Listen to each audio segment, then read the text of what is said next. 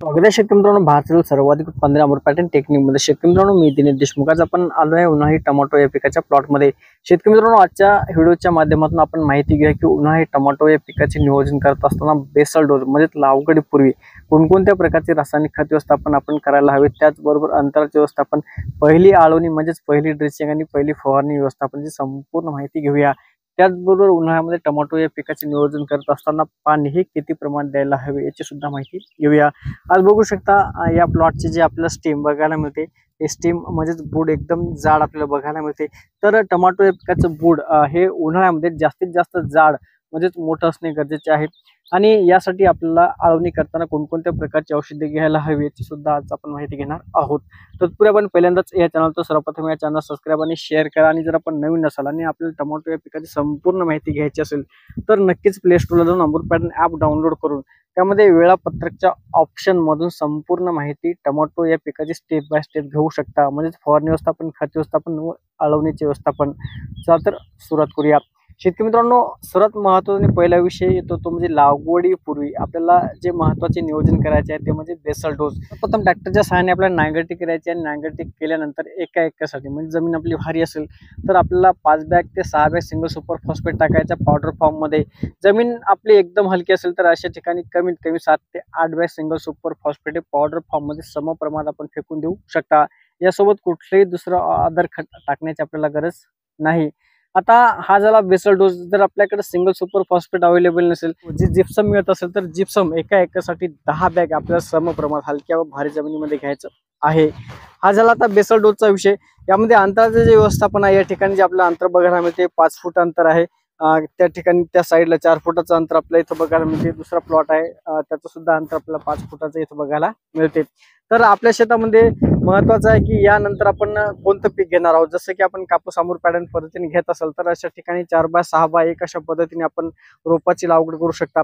त्यामध्ये एकूण रोपाची संख्या जी बसते ही 8712 एवढ्या प्रमाणात बसते. जमीन चांगली भारी असेल तर अशा ठिकाणी 5 बाय 7 बाय 1 घेऊ शकता. म्हणजे 2 तास आपल्याला 5 वर घ्यायचं आहे, नंतरचं हे अंतर 7 घ्यायचं आणि परत 5 घ्यायचं आणि प्लांट टू प्लांट 1 फूट घ्यायचं आहे. अशा अंतर पद्धतीमध्ये एकरी झाडाची संख्या ही 7260 एवढ्या प्रमाणात बसते. आता समान अंतर जसं की सारखं अंतर 4 बाय 1 असो 5 बाय 1 असो. आता या ठिकाणी आपल्याला दुसरं पीक घ्यायचं नाही, म्हणजेच जे आपण नंतर पीक घेणार आहोत हे बेड काढून आपण पीक घेणार आहोत. त्यामुळे या ठिकाणी हे अंतर आपल्याला कमी बघायला मिळते. जर इथं कापसाची लागवड असतील तर इथं 5 बाय 7 बाय अशा प्रकारे इथं टोमॅटोची सुद्धा लागवड आपल्याला बघायला मिळाली असते. आता हे झालं अंतराचं व्यवस्थापन. आता महत्वाचं जे व्यवस्थापन आहे ते म्हणजे लागवड केल्यानंतर पहिली आळवणी, पहिली ड्रिचिंग कोणती करायला हवी. शेतकरी मित्रांनो, टोमॅटोचं बूड एवढ्या प्रमाणात जाड व्हायला पाहिजेत. याच्यासाठी आपल्याला महत्वाचं आहे की पहिली आळवणी करताना लागवडीनंतर म्हणजेच रोप लागवडीच्या दुसऱ्या किंवा तिसऱ्या दिवशी आपल्याला आळवणी करायची आहे. ते म्हणजे 500 ml एका एकरसाठी कस्टोडिया घ्यायचा आणि सोबत इसा बियाण हे एका एकरसाठी 1 लिटर समप्रमाणात सोडायचं आहे. बरेच जण म्हणतील आपल्याला कस्टोडियाचं काय काम आहे किंवा कस्टोडिया आवश्यकता नाही. फक्त 1 एकर तुम्ही अमृत पॅटर्न पद्धतीने करून बघा आणि कस्टोडिया सोडल्यानंतर हे जे बूड आहे आपल्याला जाड किती मोठ्या प्रमाणात झालेला आहे याचा सुद्धा अनुभव आपल्याला आपल्या शेतामध्ये बघायला मिळेल.